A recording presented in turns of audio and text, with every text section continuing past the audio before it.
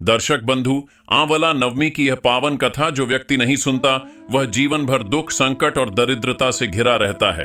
क्योंकि यह कथा केवल एक पूजा का विधान नहीं बल्कि एक ऐसा दिव्य प्रसंग है जो मनुष्य के जीवन के अंधकार को मिटाकर उसमें अक्षय प्रकाश भर देता है। और इसलिए आज हम इस कथा का वह रहस्य सुनने जा रहे हैं जो भगवान विष्णु स्वयं प्रकट करते हैं जब वे धरती पर आंवले के वृक्ष में निवास करते हैं और अपने भक्तों को जीवन का सत्य समझाते हैं। कहा जाता है कि आंवला नवमी या अक्षय नवमी का यह दिन सृष्टि का वह क्षण है जब धरती पर विष्णु कृपा का अमृत बरसता है।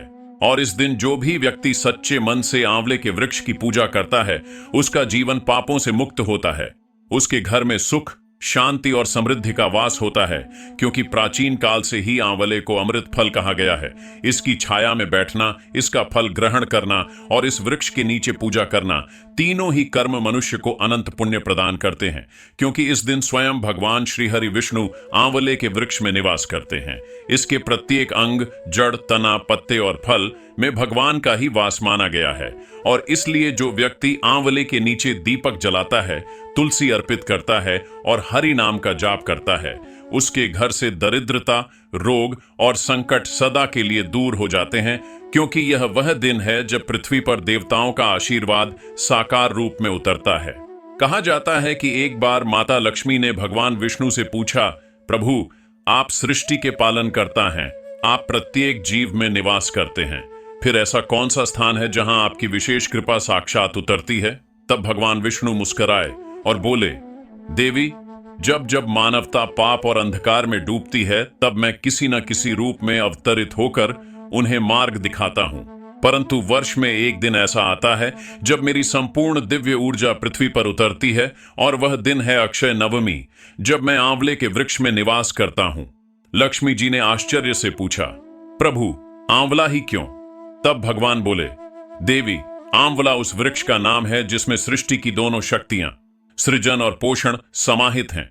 यह वृक्ष जैसे मनुष्य के शरीर को अमृता देता है वैसे ही आत्मा को स्थिरता देता है। जो व्यक्ति इस वृक्ष का पूजन करता है वह केवल पूजा नहीं करता बल्कि मेरी ऊर्जा से सीधा संबंध स्थापित करता है। शास्त्रों में भी कहा गया है, यत्र आम्लक वृक्षो भवति तत्र विष्णुरेव निवसति, अर्थात जहां आंवले का वृक्ष होता है वहां स्वयं भगवान विष्णु निवास करते हैं। इसलिए जब कोई भक्त आंवले के नीचे दीपक जलाता है, जल अर्पित करता है, तुलसी और भगवान की आराधना करता है तो वह केवल वृक्ष की पूजा नहीं करता बल्कि विष्णु से सीधा संवाद करता है। आंवले के नीचे बैठने से मन के विकार शांत होते हैं, क्रोध और लोभ नष्ट होते हैं और आत्मा का तेज बढ़ता है। एक प्राचीन कथा में वर्णन आता है कि एक ब्राह्मण अत्यंत निर्धन था। उसका जीवन दुखों से भरा था, परंतु उसके हृदय में ईश्वर के प्रति अटूट भक्ति थी। वह हर दिन भगवान विष्णु से कहता, हे प्रभु, मैं तो आपका सेवक हूं, पर मेरे घर में अन्न नहीं, वस्त्र नहीं और मेरा परिवार भूखा है, क्या मेरी भक्ति व्यर्थ है? एक दिन वह थककर वन में गया और एक आंवले के वृक्ष के नीचे बैठ गया। थोड़ी देर में वह नींद में चला गया और स्वप्न में भगवान विष्णु प्रकट हुए। उन्होंने कहा, वत्स, तेरा भाग्य आज बदलने वाला है। इस वृक्ष के नीचे जो दीपक तू जलाएगा वही तेरे जीवन का अंधकार मिटा देगा। ब्राह्मण जागा और उसी क्षण मिट्टी का दीपक बनाया, उसमें घी भरा और वृक्ष के नीचे जलाया। जैसे ही दीपक जला, वातावरण में अद्भुत परिवर्तन हुआ। हवा में सुगंध फैल गई, आकाश से पुष्प वर्षा होने लगी। जब वह घर लौटा तो देखा कि घर में अन्न से भरे बर्तन हैं, सोने के सिक्के हैं और परिवार प्रसन्न है। तभी आकाशवाणी हुई, हे भक्त, तूने आंवले के नीचे दीपक जलाकर भगवान विष्णु की आराधना की है, यही तेरा पुण्य है और यही तेरा उद्धार है। तब से यह परंपरा बनी कि जो व्यक्ति आंवला नवमी के दिन वृक्ष की पूजा करता है उसका जीवन सुखमय हो जाता है। कथाओं में आता है कि इस दिन प्रातः स्नान कर शुद्ध वस्त्र धारण करने चाहिए, फिर आंवले के वृक्ष के नीचे जल अर्पित करना, दीपक जलाना, भगवान विष्णु लक्ष्मी का पूजन करना चाहिए, फिर वृक्ष की परिक्रमा करते हुए कहना चाहिए, हे आंवले के वृक्ष, हे विष्णु स्वरूप, मेरे पापों का नाश करें और मेरे घर में सुख, समृद्धि और शांति का वास करें। ऐसा करने से पितरों को तृप्ति मिलती है और व्यक्ति रोगों से मुक्त होता है। इस दिन आंवले के फल का सेवन अमृत के समान माना गया है, क्योंकि यह शरीर को ओज और मन को तेज देता है। जो भक्त आंवले के नीचे भोजन करता है या कथा सुनता है उसे अक्षय फल प्राप्त होता है। भगवान विष्णु ने स्वयं कहा था, जो व्यक्ति आंवला नवमी के दिन मेरे स्वरूप इस वृक्ष की पूजा करता है वह जीवन भर मेरे आशीर्वाद से वंचित नहीं होता। उसके पाप क्षीण होते हैं और उससे लोक और परलोक दोनों में सुख प्राप्त होता है। उन्होंने आगे कहा, देवी, मनुष्य हर दिन भक्ति करता है, पर कुछ दिन ऐसे होते हैं जब पृथ्वी और स्वर्ग के बीच की दूरी मिट जाती है और आंवला नवमी का दिन वही सेतु है जहां मानव और ईश्वर एक दूसरे को स्पर्श करते हैं। यदि हम इस कथा को केवल परंपरा समझें तो यह अधूरी समझ होगी, क्योंकि इसमें गहरा आध्यात्मिक संदेश छिपा है।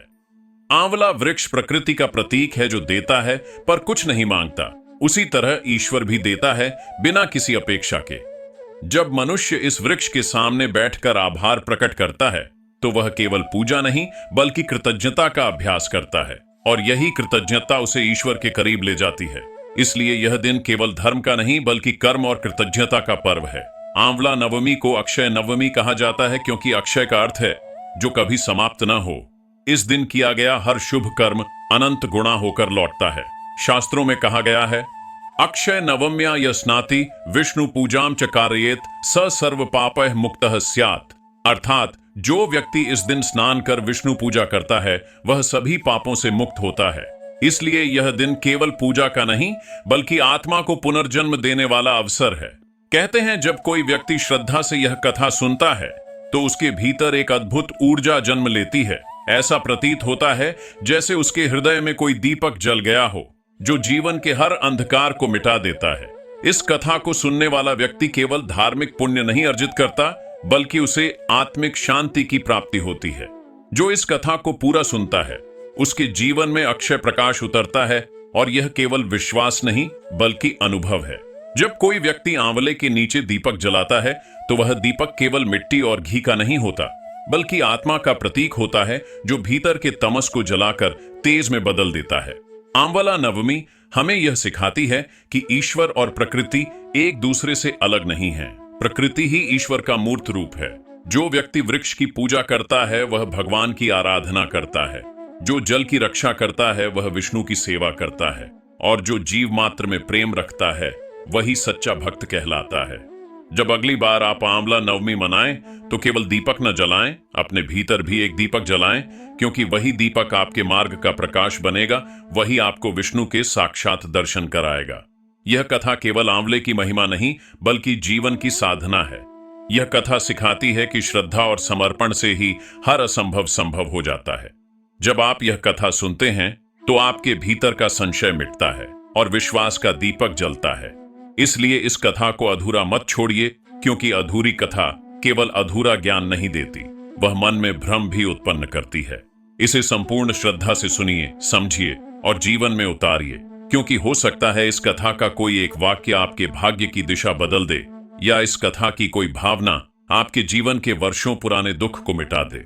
और जब यह कथा आपके हृदय में बस जाएगी तब आप अनुभव करेंगे कि ईश्वर कहीं बाहर नहीं, वह तो उसी वृक्ष की छाया में, उसी हवा में और आपके भीतर के प्रकाश में ही विद्यमान है।